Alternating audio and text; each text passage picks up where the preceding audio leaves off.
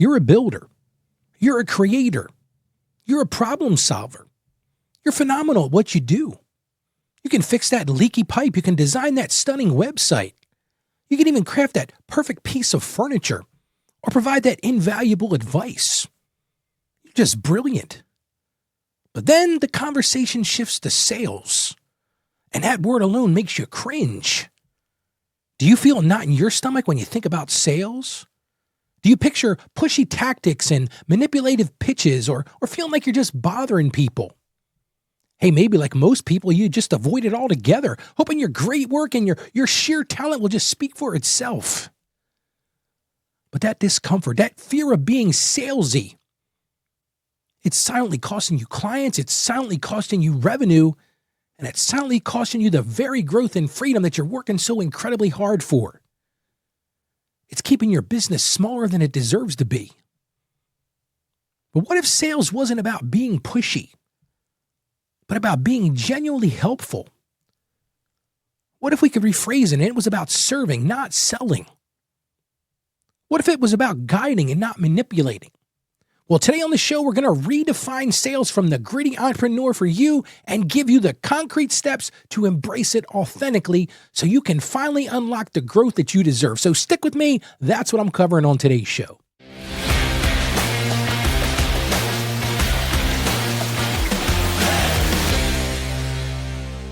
Hey there, and welcome back to Grit and Growth Business. I'm Ralph Eastep Jr., and I'm so happy you chose to join me this week. Now, last week we had an incredibly important conversation about hiring without headache. Yeah, we broke it down step by step on how to make that hire that you finally need without getting yourself into a major headache. We broke down the fear of bringing on help, and I gave you the gritty steps to build your dream team. So if you missed it, I'm going to encourage you to go check it out. You can do that right at gritandgrowthbusiness.com. Well, this week we're moving into another crucial area for many small business owners, especially those people who are service-oriented or craftspeople. A lot of people find it incredibly uncomfortable, and I called today's show, Sales Isn't a Dirty Word. Here's how to do it right. And I know what you might be thinking already. Sales, Ralph, I'm a professional. I'm a cabinet maker. I'm a marketing strategist. I'm an auto repair shop owner. I'm a plumber. Ralph, I'm really good at doing the work. I'm really good at my craft, and I'm great at serving clients. But Ralph, what I'm not is a salesperson. That's for those slick talkers, those pushy types, the people who make you feel uncomfortable. Those are the people Ralph, you avoid at the networking events. You might even have a visceral reaction to the word itself, picturing these aggressive cold calls or manipulative pitches that leave just a bad taste in everyone's mouth. And because of that aversion, this is just a true statement, because of those negative stereotypes, many brilliant entrepreneurs, and you might be one of those sitting there right now listening, just like you, they avoid sales altogether. You hope that your exceptional work, those glowing testimonials, and that sheer talent will simply speak for itself. You believe that if you build it, they will come. Just think of the movie out there, just like that, isn't it?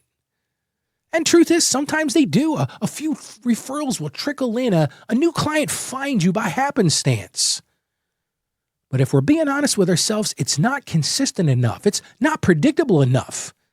And it's certainly not at the scale you truly deserve to build the business and build the life that you dream of. And in my over 30 years of 3 decades of working with clients, I've seen this pattern play out over and over again. And the truth is, I felt it myself. I felt it deeply. I can remember early in my accounting career, I was fantastic at the numbers. Not to brag, but I could do numbers in my sleep. I was fantastic at helping clients manage their finances and solving these massive, complex tax and accounting problems. But when it came time to ask for business or clearly articulating my value in a way that led to a sale, let me just be honest with you, I struggled. And I really struggled. It was really a challenge because I worried about being perceived as being greedy or pushy. I want to be that greedy or that pushy, manipulative, slick-talking sales guy. And I guess back then I just hoped referrals would make it magically appear. The business would just come in by those hopeful referrals. And when I look back at it, that fear of sales kept my practice smaller than it should have been for years. I'm talking about for years. Truth is, it meant I was constantly just waiting for the phone to ring when I could have been out there proactively building the pipeline. See, that feeling of waiting, that feeling of hoping is incredibly stressful, isn't it? Have you felt it? Maybe you're feeling it right now. Because in so many ways, it leaves you feeling powerless. And here's a painful truth that you need to hear today on the show. No matter how good you are at what you do, no matter how exceptional your product or exceptional your service is, if you can't effectively communicate your value and confidently guide potential clients to say yes, guess what? Your business will always be capped. Because here's the thing you need to understand. Sales isn't just a department. A lot of people think, well, that's the sales department. I'll hire a salesperson to go do that. I have a lot of clients. That's what they do. They go hire the salesperson. But sales isn't just the department for your business. It's truly the lifeblood of your business. And it's how you get to do the work that you love so much. And it's how you get to impact more lives. So have I made my point about sales? I think I have. Well, let's talk about some of the common anxieties and those pain points that make sales feel like that dirty word for so many of us, for people like you and people like me. And then I want to really kind of pivot and talk about what these fears cost you in real terms, in your daily grind and in that long-term vision. So let's unwind this together. The first anxiety is this gut-wrenching fear of rejection. Let me tell you right now, this is universal. We're trained as a young age. No one likes to hear no. I can still remember my mom telling me no. Well, the same holds true now. This is a universal thing. Nobody wants to hear the word no. If we're honest with ourselves, it feels personal, like a judgment on your work or even on you. Oh, I don't want to hear about that. You take it in and you think it's about you. And the pain that this causes, you avoid initiating those conversations because you don't want to have that rejection. You don't want to hear that word no, or maybe you don't follow up on those promising leads. Maybe somebody was referred to you and you had that initial meeting with them, but you're afraid of being salesy. You're afraid they're going to eventually say, you know what, Ralph, I just don't want to work with you. I don't have the time right now. So you don't follow up. And in many cases, you just shy away from clearly asking for the business. You don't have the guts to just say, hey, can I have your business? What's it going to take to earn your business? And that leads to a stagnant pipeline. It leads to missed opportunities that could have transformed your year, maybe transform your entire business. And there's this constant undercurrent of financial stress because you're wondering where those new business leads are going to come from. Yeah, you're protecting your ego in the short term. You're not hearing the word no. You're not feeling like you're being attacked. And that's great in the short term. But in the long term, you're starving your business. I can remember myself. I remember putting off making phone calls to potential clients or drafting those emails just because I was so afraid of hearing that word no. I was dreaded that. How dare they say no? I'm good at what I do. I'm really good at what I do, but they just don't understand. They just kept saying no. And see, here's the thing I need you to hear. This is a self-inflicted wound. This is like stabbing yourself. Because, oftentimes these self-inflicted wounds are the worst kind. They cut us the deepest because we're the one that's jabbing the knife. But guess what? They're totally avoidable. I'm going to talk about that in a few minutes. Well, let's look at another common anxiety. A lot of people suffer from this one too, and I'm guilty of this as well. And that's believing sales is inherently pushy or manipulative. A lot of people associate sales with these negative stereotypes. They see the used car salesman with the bad suit and the overcombed hair. Or they think about that aggressive telemarketer that's always calling you when you sit down at dinner time or always pestering you. They see sales as a person who doesn't care about the customer. They just want to make that commission. They just want to earn that revenue, make that sale. And deep down, you desperately don't want to be that person. I don't want to be that aggressive telemarketer. I don't want to be that used car salesman, Ralph. I don't want to be that one that's only looking to make the sale and then cash in and move on. And the pain that this causes, you hold back your genuine enthusiasm. You might have a lot of enthusiasm about your business, but you don't clearly articulate the true benefits of your solution because you're scared. And you fail to guide potential clients to a decision that would genuinely help them. Your solution would help them. Because going back to what I said at the beginning, you might be a phenomenal problem solver. You might be a great artisan, a great craftsman. You can make beautiful stuff. But if you don't sell the solution, if you don't put it out there and ask for the sale, guess what? Here's the problem. Your potential clients remain stuck with their problem, and you remain struggling to find enough work. Hey, if you think about it, that's a lose-lose situation. And I'm going to say something rather brash, but it's the truth. A lot of people laugh when I say this because I say this to my small business clients all the time. In many ways, you have to learn to pimp yourself out. Yes, I said it. Pimp yourself out. And I know that's graphic, but look, if you don't do it, no one else will. Those are just facts. Well, let's look at another common anxiety. And that's this one, lack of a clear, repeatable sales process. I call it the wing it approach. You might be great at that initial chat. Like you can talk people up. You're an extrovert. You're the life of the party. You connect well with people, but then you don't know what to do next because you don't have that clear roadmap. You don't have a set of consistent steps from interested to that paying client. You never thought about what's that roadmap look like. And this causes a ton of pain. The biggest pain it causes is just inconsistent results because you've got these promising leads who simply fall through the cracks. Yeah, they started strong. You got that referral from that other client or somebody told you about this person that really needs their solution.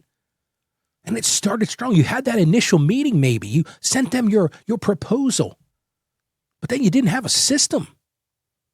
And you're constantly in this feeling of disorganization because you're winging it. Your sales efforts are haphazard, and that leads to unpredictable and unreliable revenue. And it's exhausting because you're constantly going to reinvent the wheel. Hey, I got this sales lead. What do I do now? And you're thinking, well, what did I do last time? Well, I got to send this. I got to do this. And I remember I was trapped in this very same cycle. Early on, I'd have great initial meetings. People would say, hey, you got to talk to this guy, Ralph. He's huge. He helps me with my business. He helps me with my taxes. But I can still remember now, and I hate to admit it, I just wait for them to call me back because I had no system for follow-up. I had no clear steps. I had no clear way of doing this.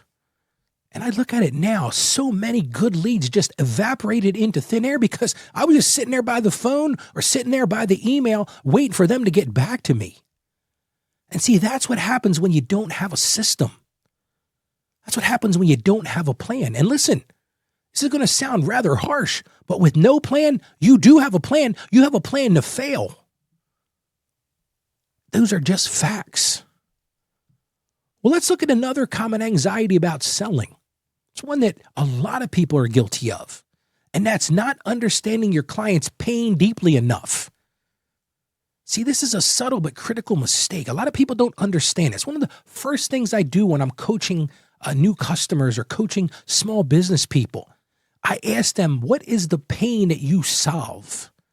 A lot of people look at me like, Ralph, what are you talking about? The pain I solve? I'm not talking about pain. I'm trying to sell a product. And that's the problem. You talk about all your services. You talk about your features. You talk about the process. But you don't spend enough time talking about the specific agonizing problems your client is facing. Think about that for a second. Are you guilty of that right now? Because the pain of that is your message doesn't resonate. See, clients don't see how your solution directly impacts their life or their business. They don't understand how it solves their specific headache. So if they don't understand those things, guess what? They're not going to buy. You're just talking at them. You're not talking with them. And that's so important. You're just talking at them, blah, blah, blah, blah. But you're not having that conversation with them. And the truth is they disengage because you haven't connected with their core needs. See, they're coming to you with a need. And you haven't connected with it. You're just telling them about your features and you're telling them about your products and your services. And I got to be totally candid with you. I learned this the hard way.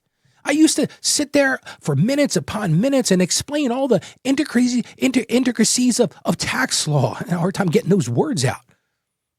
But my clients were sitting across the desk. They were struggling with it too as well. And as I thought about it, my clients' eyes would just glaze over. They were like, Ralph, you lost me 15 minutes ago, dude.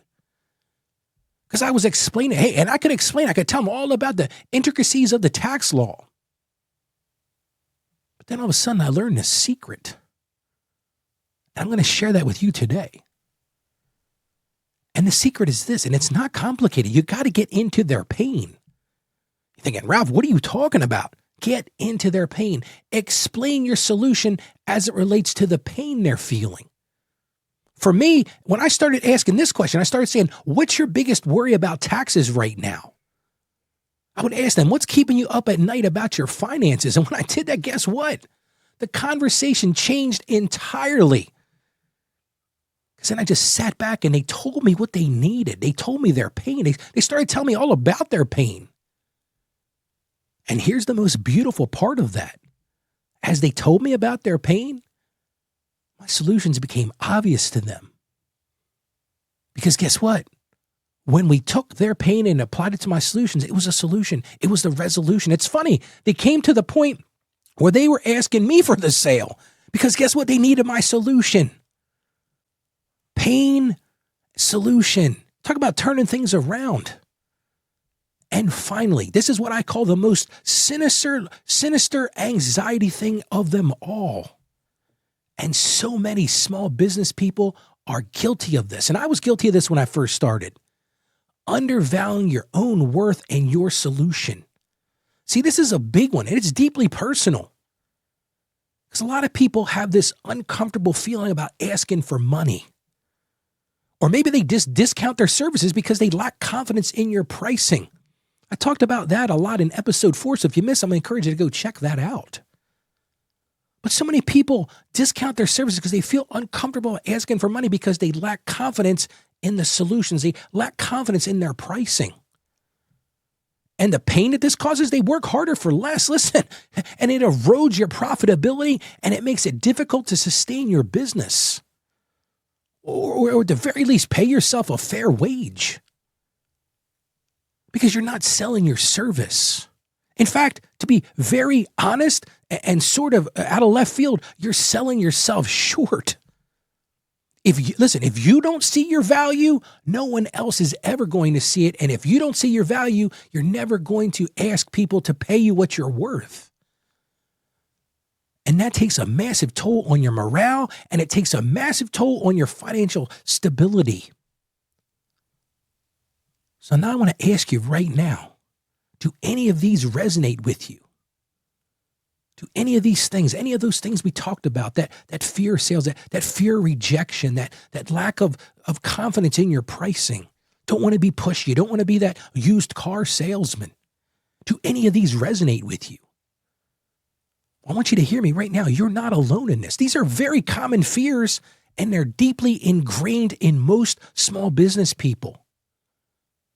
But here's the beautiful part of this, and I'm so happy that you've held on this long. These fears are fears that can be transformed into powerful strength. You just need the right mindset and a gritty, authentic approach. See, the power of doing sales right isn't about becoming someone you're not. A lot of people say, well, Ralph, I took this course and they wanted me to be this salesperson. Ralph, I'm just not a salesperson. I don't care about that, because when you really learn the secret to this and when you really study it, it's not about being a salesperson. But what it is about is embracing your true role as a problem solver, embracing your true role as a guide and a trusted advisor. Because in the end, it's about genuinely serving your clients and helping them make the best decision for them. Which, if you're providing the right solution, it means they're going to buy your solution. See, so many people lose sight of this, but when you view sales as a service, as an act of helping their discomfort, it begins to melt away. That discomfort of sales begins to melt away. Because you're viewing it as a service. You're providing a service. You're helping someone. and it transforms it into an act of connection, not being pushy. So let's talk about how we do this, because more importantly, how we do it with impact. Because I want to share some really actionable steps that you can take this week to start embracing sales authentically and effectively. Now, before I get started with the answers, I want to remind you of something. I created an action sheet for today's episode. I do that with all the episodes of Grit and Growth Business, and you can get that by going to gritandgrowthbusiness.com/action. But as we get back to the solution today, I want to start off with this very basic thing. It starts with a mindset shift. And this is crucial. You've got to reframe sales as problem-solving service.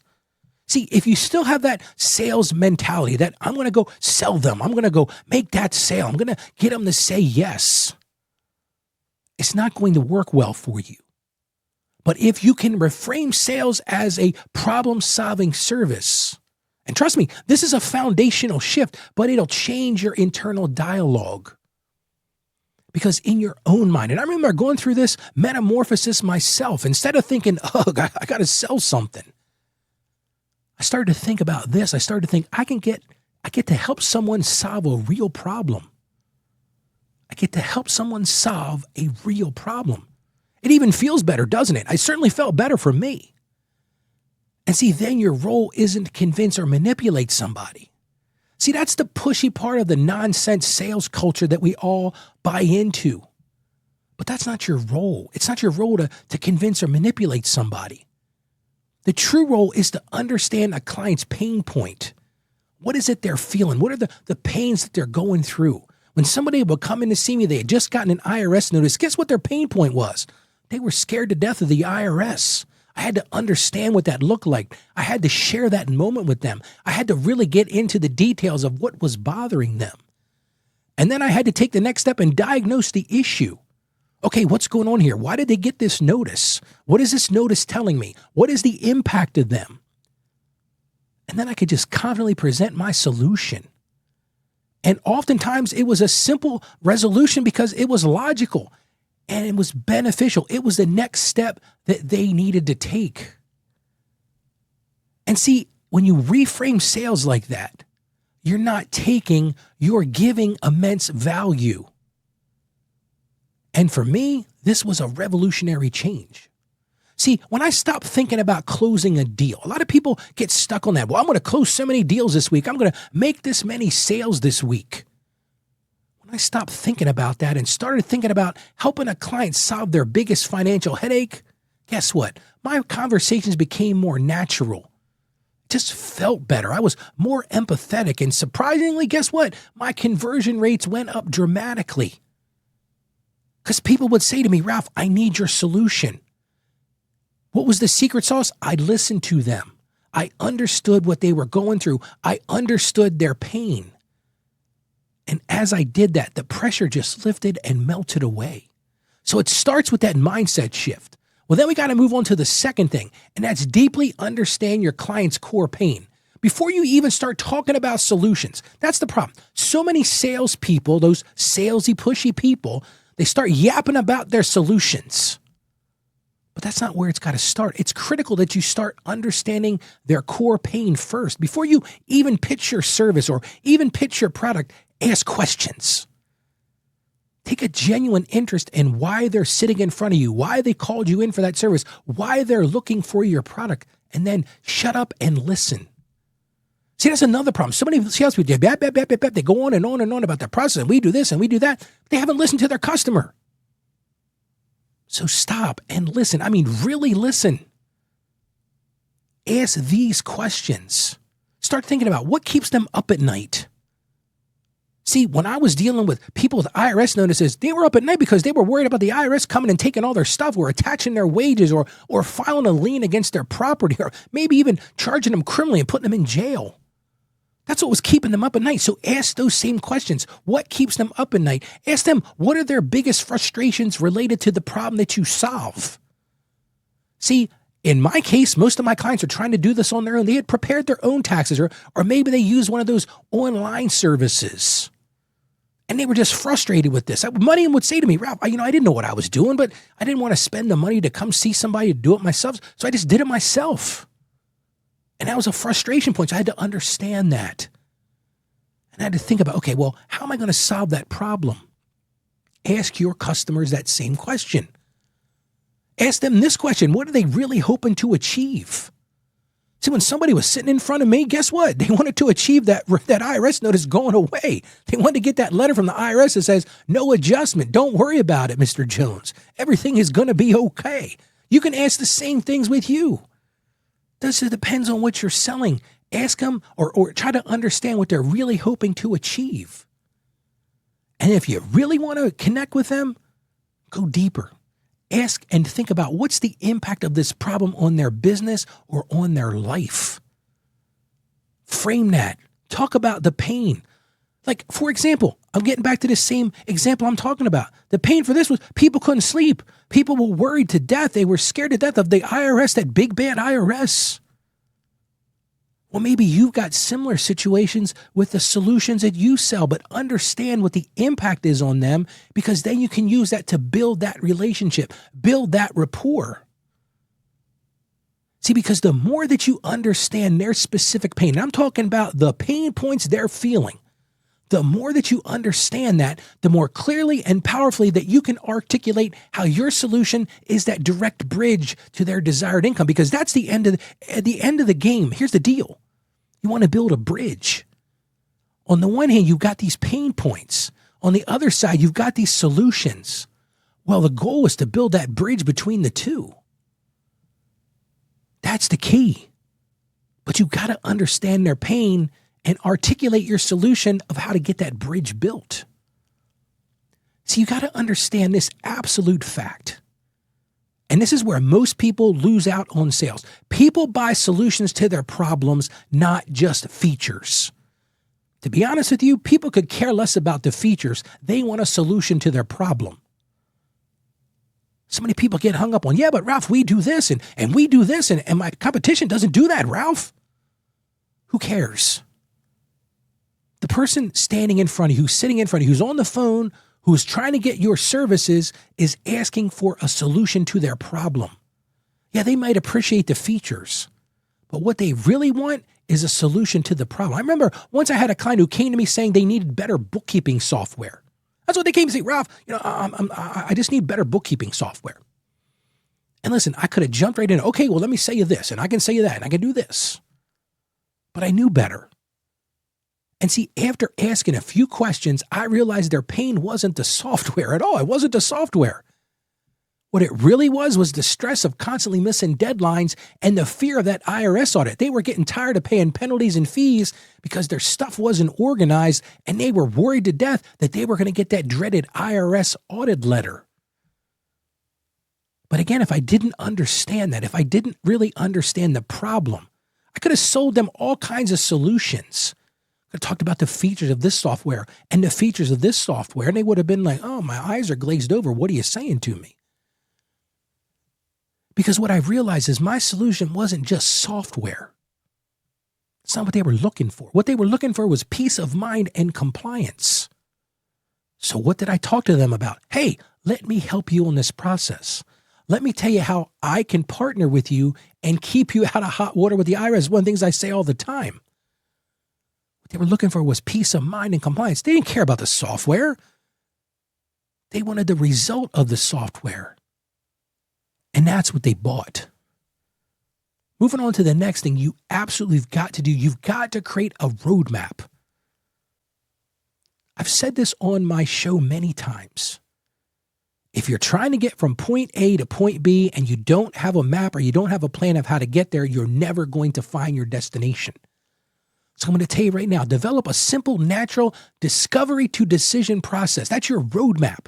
It doesn't need to be complex. It doesn't need to be spent in these multi-stage sales funnels. I see these clowns on YouTube and TikTok and all these social media. So, well, I'm going to help you build this multiple stage sales funnel. That's great, but you don't even need it. It doesn't need to be that complex. You can start with something simple, some repeatable pathway from potential client to the ending salesperson. So here, I'm going to give you now a very simple, very basic, simple process that I recommend. Step number one is you start with that discovery call or that meeting. Like I've talked about several times now. Focus on listening and understanding their pain. Don't even worry about pitching yet. Just sit down and say, hey, one of the things that I do, client sits down in front of me, I say, hey, what can I do for you today? That's where I start, and I start listening. I start asking probing questions. Sometimes people say, Ralph, you're better than my counselor, because I'll ask them, how does that make you feel? What were you scared of? What was bothering you? See, I don't even need to pitch my result. Listen, I had a conference call the other day, one of these discovery meetings. I booked these free 15-minute calls, and you can book one with me too. You can go right to our website. You can do that at gritandgrowthbusiness.com. But anyway, I had one of these calls, and it was a very quick call, but within about 4 or 5 minutes, the guy's like, hey, where do I sign? Why? Because I listened to him. I understood what he was asking me. I understood his pain. I didn't have to pitch. He goes, Ralph, where do I sign up? I hadn't even asked for the sale. So start there with that discovery call and meeting. And then step 2 is present your solution, present your proposal. And this is where you've got to understand, you've got to clearly articulate how your product or service is going to solve their specific problem. See, if you've listened, you understood their problem, then pivot that and say, okay, here's how I'm going to solve that problem. And use their language. Don't use your language. One of the greatest compliments I ever got from a client was this. He said, Ralph, you put things in terms that I can understand. Listen, you've got to do the same thing. Understand their problem and understand how your solution solves their problem, and explain to that in plain, simple language that they can understand. Sell the benefits. Sell the removal of the pain. Sell the solution, not just the features. Third thing you absolutely must do is you must have clear next steps and a call to action. As you're doing these discussions, you've got to start thinking about how do you guide them confidently to a decision. I'm going to give you some key speaking points that I recommend, what I'll call power phrases, if you will. Things like this. The next step is to sign the proposal here. See, that comes from a place of confidence. You set the proposal here. Let me sign right here. Let me send you a contract. Let me sign you. You want to get started right away today, right? Or maybe this one. Let's schedule your onboarding call to get started. How about I put it on the calendar right now? You notice I haven't asked for the sale. I just said, hey, let's get started. You're just assuming because you've done such a good job of understanding their pain. They're like, yeah, I got to get this, Ralph. Or you say something like this. I recommend we move forward with X. Doesn't that sound like a good plan? See, you want them to start saying yes. But they're not going to say yes to the features. They're not going to say yes to any of the things, but they're going to say yes to the solution. Because you've got to have a process that brings clarity and predictability to both you and the client. You want to eliminate all the friction. When I do coaching with people, the biggest things I coach with is try to remove the friction. You got to make that process feel smooth and not pushy. Just a real simple flowing process, kind of like a dance, if you will. Well, now let's talk about that thing I just mentioned a few minutes ago, and that's learning to speak their language. A lot of salespeople, a lot of artisans lose out because they don't know how to articulate their value and speak the language that the customer can understand. It's so easy to list what your service is. Oh, we do this and we do this and we do this. But that's not the right answer. You've got to focus, and I want to use a word here that's strong, but you've got to focus relentlessly on what it does for the client. I could care less about what your service is. You need to focus on what it does for the client. What are the pain points and what is it solving? Answer these questions. What outcome do they get? See, that's the key to this whole thing. Articulate what the outcome is. Articulate what problem is removed. Hey, if you do this, I'm going to remove this problem. You're not going to have this problem anymore if you do such and such, if you use my service, if you use my solution. And then this one is beautiful. Start thinking about what desire is fulfilled. Go back to my example of that person with the IRS notice. What's their desire? They want it to be done. They want to not be worried about it. When that person came in and said to me they needed new bookkeeping software, that wasn't their desire. Their desire was to not worry about getting audited by the IRS and to have clean and clear books so they can make better decisions. So when I talked about my process, I didn't talk about, well, I'm going to give you QuickBooks online and I'm going to do this reconciliation. No. I talk about the desire. You want clean, clear books that you don't get audited. I'm going to keep you out of hot water with the IRS.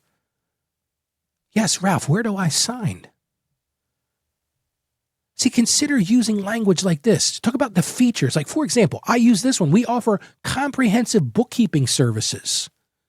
Comprehensive. They think about, oh, that's massive. That's going to be huge. I could have got into the detail. We're going to do this, and then we're going to do this. No, they don't need to hear that. They want that desire. They want something comprehensive. Or maybe talk about this one. Hey, listen, it's a great one. Talk about value. We free up 10 hours of your time each month so you can focus on growing your business, not chasing receipts, giving you back your evenings. I'll tell you a little story here. I once met with an attorney. Went into his office. He said, Ralph, I really need somebody to help me do my books. Man, I'm a good attorney, but these books are a disaster. I looked at him for a few minutes and he was right. His books were a disaster. So I sat down with him. I went through everything he was doing. I said, all right, well, let me do this. Let me go back to my office. Let me put together a proposal. Let me dive into what you've got going on here. So about 24 hours later, I'd examined everything and it was an absolute mess, to be very candid with you. But I got back on the phone. I did a good job of follow-up. This was early in my career, but I actually understood to follow up. So I called him. I said, okay, listen, we'll just say his name was Hal. So I called Hal and I said, okay, Hal, listen, I've got a proposal for you here, but let me tell you about what this is going to do. I'm saying, I'm going to relieve you from this and that and the other thing, and it's going to cost you $2,000 a month. Well, you could have heard a pin drop. Man, he was like, what? How much? $2,000 a month, Ralph? And I said, yeah, that's what this is going to cost to do this this comprehensive service. He says, Ralph, there's no way I can afford that. And I said, Hal, wait a second. See, this is where you sell the desired outcome, because one of the things that Hal said during the meeting, he said, Ralph, I've got no time. I spend hour upon hour chasing this bookkeeping software, doing this billing, keeping track of these reconciliations because the state bar is out to get me. So right at that moment, I said, how many hours a week do you spend doing accounting work? I said, be honest. And I knew he was going to lowball it because he didn't want to admit that he's not an accountant. That's okay. He's a good attorney, but he's not an accountant. He says, Ralph, I guess I probably spend about 10 hours a week. I said, okay, that's good information. No, I said, so 10 hours a week. I said, what do you bill your hourly rate for doing law work? He said, $300 an hour. Okay, so what you're telling me is that 10 hours a week you're spending doing accounting work. And those 10 hours you can't do legal work. I said, do you have enough business? He says, Ralph, I've got more business than I can handle. He said, I'm thinking about hiring another attorney because I can't handle it all. I said, so wait a second, Hal. You don't want to pay me $2,000 a month, but I'm going to save you $3,000 a week. If I do the math, that's $12,000 a month. He says, Ralph, how do you figure that? I said, okay, think about it, Hal. So I get my thinking cap on with him. 10 hours a week at $300 an hour is $3,000 a week. Multiply that times 4, Hal. That's $12,000. You're going to pay me 2. You're going to make 10. I said, you know what? I'm not charging you enough. How about we make my fee 5? He goes, Ralph, no, I'm signed. Where do I sign? See, because I was able to sell him on the value. I was able to sell him on that freed up 10 hours a month. For him, it was 10 hours a week. It was $12,000. His net after my fee was an additional $120,000 a year in income. Now, another thing you could do is you can sell them on the features. For example, maybe you're selling software. You can say, hey, our software has X, Y, and Z functions. Or maybe our software automates your inventory tracking, cutting your waste by 15% and ensuring you never miss a sale because of stockouts. So those are the type of things that will really help you speak their language. Practice these value statements until they feel natural, until they feel authentic, and they deeply resonate with you. One of the things that I think has been really helpful for me is role play. Find a spouse or a friend and say, hey, let's talk about objections. Present your solutions and ask them, hey, how did that hit you? And then just practice and practice and practice, because after a while, it's going to be natural. It's going to be authentic and it's going to resonate with you. Because if you do this correctly, you're going to speak directly to your client's desires and your pain points. How the attorney? I spoke directly to his desire. He needed to free up his valuable time, and the pain was it was costing him money. I accomplished both, and I had a client there. And finally, here's the other thing I'm going to recommend. And this is where a lot of people drop the ball. So many people that I know that do great services, they're great service technicians and all those type of things. They don't follow up. So you got to embrace follow up as a service. So let's take a few minutes and talk about what I'll call the lost art of connection. See, because here's the problem. Most sales are lost in the follow-up, or more accurately, let me say it this way, in the lack thereof. See, if I hadn't picked up the phone the next day and called Hal, it would have been easy for me to sit on my hands and figure, well, if Hal's interested, he kind of hemmed and hawed. I'll sit and wait for him to call me. No, you heard what I said. 24 hours later, I called him and presented a solution for his desires and his needs and his wants. You got to do the same thing. See, if a client expresses interest, a polite, value-driven follow-up isn't being pushy. It's just not. It's being genuinely helpful. Because here's what it's going to do. It's going to show that you're reliable. It's going to show that you're ready and still ready to solve their problem. So one of the things that I'm going to recommend is set a reminder. Maybe you do it right in your phone. Put it on your calendar within 24 or 48 hours after a proposal or that initial conversation. See, so many people think, I'm going to send this proposal out, and Ralph, if they're interested, they'll get back to me. I don't want to be pushy. I don't want to be that salesperson that's just hounding them. This is where so many people fall short, because this is not what people want to do, but this is where you can truly shine. And I remember back in my early career, I was terrible at this because I felt like I was bothering people. Hal was the exception, but most of the people, I would send them a proposal and just pretend, well, don't get back to me. Unfortunately, many times I'd find out afterwards it got stuck in their spam folder. They never got the proposal. They didn't understand it because I was so worried I was going to be bothering somebody. But when I really examined it, when I started reframing it as ensuring they have all the information to make a good decision, because that's really what it was, I had to reframe it. And then I would ask them simple follow-up questions. Hey, did you have any follow-up questions? I know we had a lot to talk about when you were in or when I gave you that proposal, but did you have any follow-up questions? Because many times they'd have a follow-up question, but they didn't want to ask. It's like, I don't want to bother Ralph. See, it's a two-way street. But when my follow-up became consistent, when I consistently did that follow-up, guess what happened? My sales increased significantly because my mindset had shifted. It wasn't a chore anymore. It was a service. See, friends, sales isn't a dirty word. We started off talking about, hey, sales is a dirty word. And a lot of people still think it's a dirty word. Like, you don't want to be that used car salesman, that seller of timeshare. This is another one that just drives me crazy.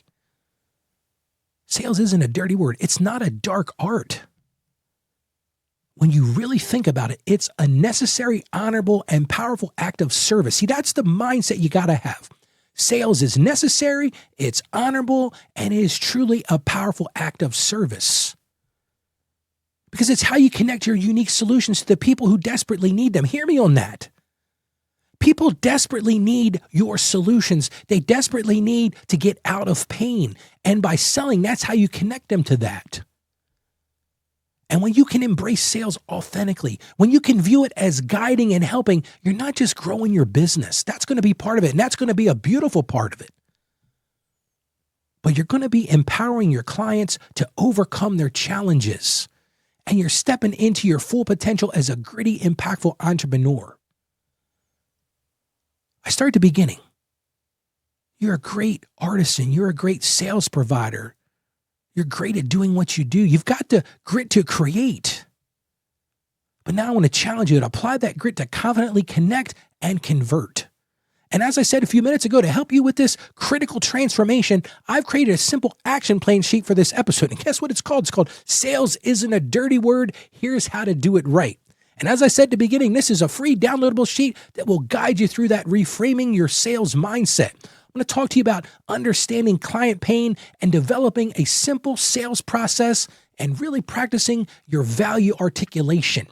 This is a practical tool to help you embrace sales authentically and effectively. And as I said earlier, you can download it right now by visiting our website at gritandgrowthbusiness.com. Again, that's gritandgrowthbusiness.com/action. Go to gritandgrowthbusiness.com/action and download the action plan sheet and start confidently converting your value into revenue today. Listen, Don't let those old fears or negative stereotypes hold you back from the essential work of sales. And it is essential. Your business and your clients deserve for you to master this skill. So embrace it, practice it, and listen, just sit back and watch the impact and watch your revenue grow, because guess what? You've got this. And I'm here walking alongside you every step of the way. So thank you for joining me on Grit and Growth Business. As always, I'm committed weekly to bringing you honest conversation and practical strategies every single week to help you build your business the right way. Now, listen, next week, we're going to explore another very crucial topic, and that's Grit and Growth, my story, my strategy. I'm going to tell you about my own journey, the lessons I've learned, and the core strategies that have allowed me to build and rebuild businesses. And listen to this, makes me feel old, but build and rebuild over 3 decades. So you don't want to miss that deeply personal episode. I want to also remind you that I do offer coaching services as well. You can learn more about that at gritandgrowthbusiness.com/coaching. We can have a discussion, just a quick discovery call, and discuss your business. And again, don't forget to download our plan action sheet for this episode. That's at gritandgrowthbusiness.com/action. So as I always end this show, intentions are great, but it's the actions that matter. So go put this into action, because you can do this. I have confidence in you. God bless you. Now get to work.